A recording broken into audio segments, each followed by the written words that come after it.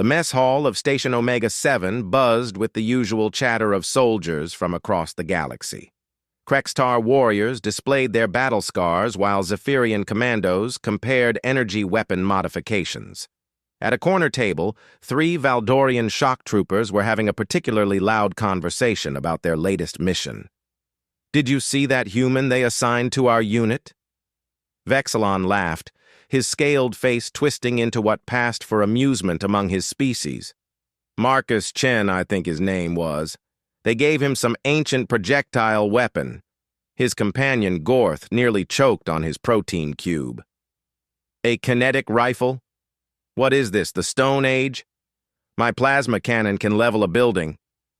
"The best part," added the 3rd Valdorian, Zektos, "is they call him a sniper. Like picking off targets from distance is some kind of special skill. I can hit a target from 3 kilometers with my disruptor beam." The laughter grew louder, attracting attention from nearby tables. Several other alien soldiers joined in, sharing their own experiences with human weaponry. To most galactic military forces, humans were something of a curiosity, a recently discovered species that insisted on using primitive chemical-propelled projectiles instead of proper energy weapons. "I heard," Vexilon continued, wiping tears from his large black eyes, "that humans actually have to calculate things like wind speed and gravity when they shoot. Can you imagine? My targeting computer does all that automatically." What none of them noticed was the human sitting alone at the far end of the mess hall.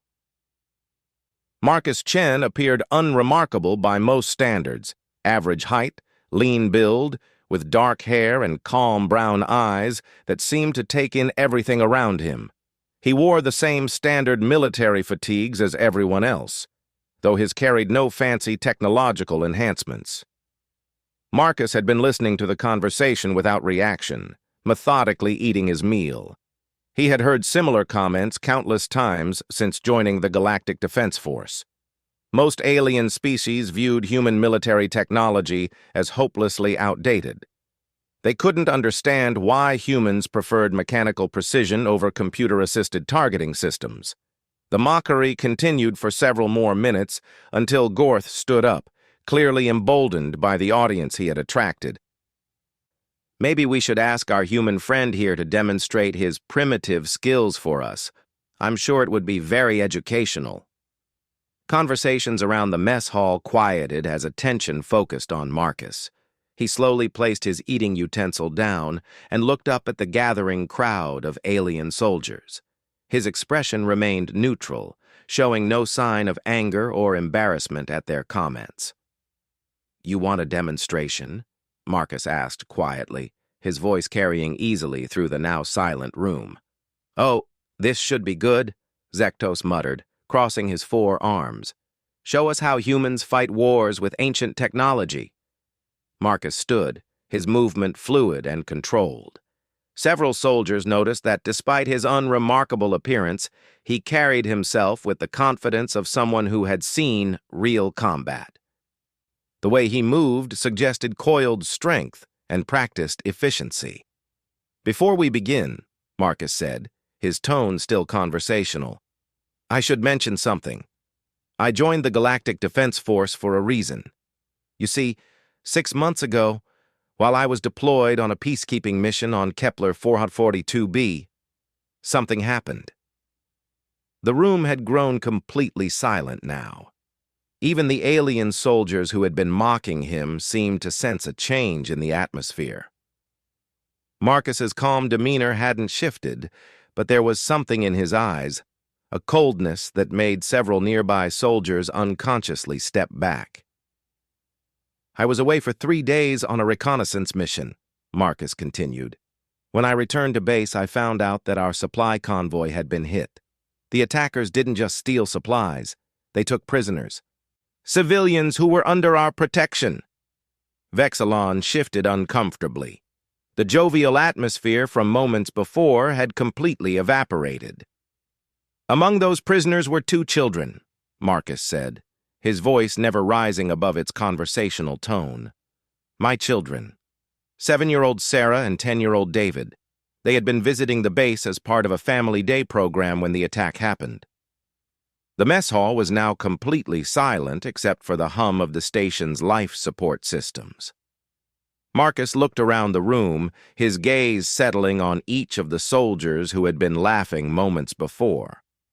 "So before we discuss demonstrations and primitive weapons," he said, his tone still unnaturally calm, "perhaps someone can answer a simple question for me." He paused, and when he spoke again, his voice carried an edge that made hardened warriors from a dozen different worlds suddenly feel very cold. "Who took my kids?" The silence in the mess hall stretched for what felt like an eternity. Several alien soldiers exchanged uncomfortable glances, suddenly finding their meals far more interesting than the conversation. The atmosphere had shifted completely. What started as casual mockery had transformed into something much more serious. Commander Tekvar, a seasoned Krekstar officer with decades of combat experience, was the first to break the silence. His species was known for their directness in military matters, and he recognized the look in Marcus's eyes. He had seen it before in warriors who had lost everything. "The Helix Consortium," Tekvar said gravely. "Intelligence reports suggest they were responsible for the attack on Kepler 442b. They've been hitting supply convoys across this sector, taking prisoners to sell to mining operations in the Outer Rim." Marcus nodded slowly, as if this confirmed something he already suspected. "The Helix Consortium. I've heard of them. Pirates and slavers, operating from the Vega system." "Now wait just a minute," Vexilon interjected, his earlier bravado completely gone. "We were just having some fun. We didn't know about your situation." Marcus turned his attention to the Valdorian, and several soldiers noticed that the human's hands remained perfectly steady despite the obvious emotional weight of what he had just shared. There was no tremor of rage, no visible sign of distress, just that cold, calculating calm that seemed more unsettling than any outburst would have been. "Fun," Marcus repeated softly. "You think my situation changes anything about your opinions of human capabilities?" Before anyone could answer, the mess hall doors slid open, and Captain Reyna entered. The Zephyrian officer's crystalline features reflected the overhead lighting as she scanned the unusually quiet room. Her enhanced hearing had picked up fragments of the conversation from the corridor. "Is there a problem here?" she asked, her melodic voice carrying the authority of command. "No problem," Marcus replied before anyone else could speak. "Just discussing tactical capabilities. In fact, I think a practical demonstration would be educational for everyone." Captain Reyna studied the human's expression carefully. Her species was naturally empathic, and she could sense the controlled intensity radiating from Marcus despite his outward calm. "What kind of demonstration?" "The Helix Consortium has a base of operations on Vega Prime," Marcus said, his tone becoming more businesslike. "According to intelligence reports, they're holding approximately 200 prisoners there, including the civilians taken from Kepler 442b. I volunteer for a reconnaissance mission." Commander Tekvar's mandibles clicked in what his species considered deep thought. "Vega Prime is heavily fortified. We've been planning a full-scale assault for months, but the casualty estimates are significant." "I'm not suggesting an assault," Marcus replied. "Reconnaissance only. Get in, confirm the prisoner locations, get out. Provide intelligence for the main operation." "Alone?" Gorth asked incredulously. "Vega Prime has automated defense systems, patrol drones, and at least 500 consortium soldiers. You'd need an entire stealth team just to get planetside." Marcus's expression didn't change. "I appreciate the tactical assessment. However, I believe my primitive equipment and training might be better suited for this kind of mission than you think." Captain Reyna exchanged a glance with Commander Tekvar. Both officers had access to Marcus's service record, which painted a very different picture than his modest demeanor suggested. 3 tours of duty in human special forces, expert marksman ratings, and several commendations for operations that remained classified even within Galactic Defense Force files. The consortium has sensors that can detect energy weapon signatures from kilometers away, Zektos pointed out. How do you plan to deal with their patrols? For the first time since the conversation began, Marcus smiled. It wasn't a pleasant expression. That's where my ancient technology becomes an advantage. Chemical propellant weapons don't show up on energy sensors. No plasma signature, no disruptor field, no targeting laser, just kinetic force. He reached down and patted the rifle secured to his back, a weapon that most of the alien soldiers had dismissed as a museum piece. This weapon was designed by humans for human conflicts. We learned to kill each other very efficiently long before we met the rest of the galaxy. The mess hall fell silent again as the implications of his words sank in. Many of the alien species had developed advanced technology before developing advanced warfare. They had energy weapons and force fields, but their military tactics were often based on overwhelming technological superiority rather than stealth and precision. You're talking about infiltrating one of the most heavily defended pirate bases in the sector, Captain Reyna said slowly, with nothing but a kinetic rifle and whatever equipment you can carry. Marcus nodded. I'm talking about getting my children back. The demonstration your soldiers wanted? Consider this it. When I return with intelligence on every guard post, patrol route, and defensive installation on Vega Prime, perhaps we can revisit the conversation about primitive human capabilities. Commander Thekvar's warrior instincts told him this was either the plan of a madman or someone with capabilities far beyond what appeared on the surface. Looking into Marcus's eyes, he suspected it was the latter. When do you want to deploy? The commander asked. 72 hours later, the same group of alien soldiers who had been mocking Marcus gathered in the station's intelligence briefing room. The atmosphere was dramatically different from their previous encounter. Commander Thekvar stood at the front of the room, his expression grim as he prepared to address the assembled troops.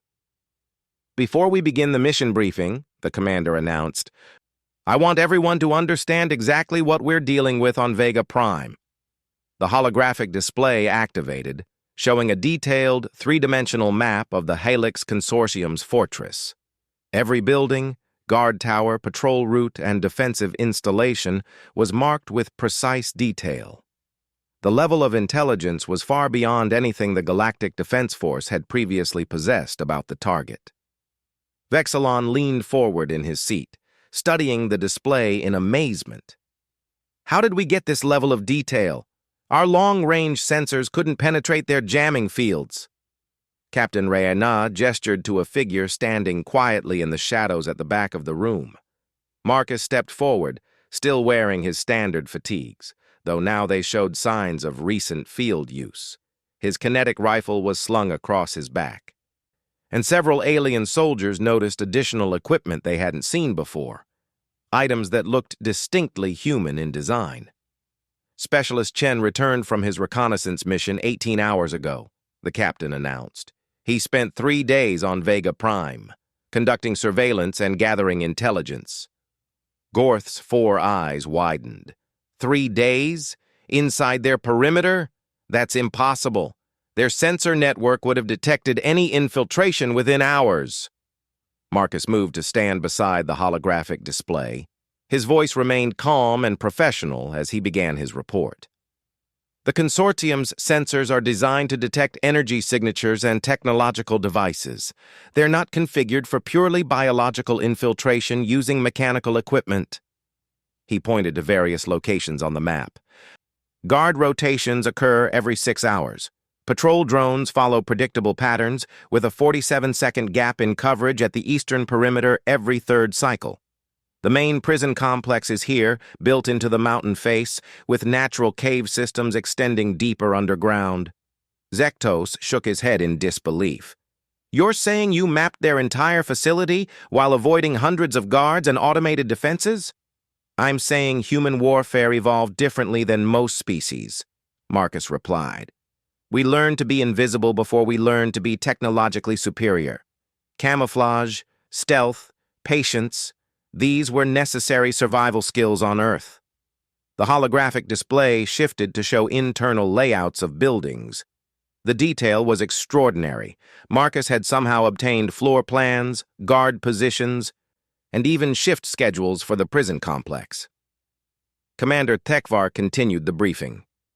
Based on this intelligence, we've identified the exact location of all prisoners, including the civilians taken from Kepler 442b.